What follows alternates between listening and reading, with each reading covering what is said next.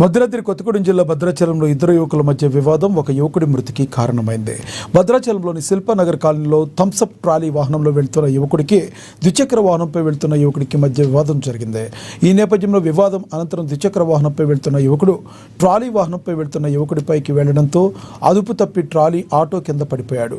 దీంతో ట్రాలీ వాహనం కింద పడిన మనోజ్ అక్కడికక్కడే మృతి చెందాడు. మృతి చెందిన మనోజ్ది భద్రాచలంలోని ముదిరాజ్ బజార్.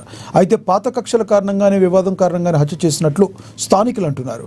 సంఘటన స్థలం వద్దకు చేరుకున్న పోలీసులు యువకుడి మృతిపై విచారణ చేపట్టారు.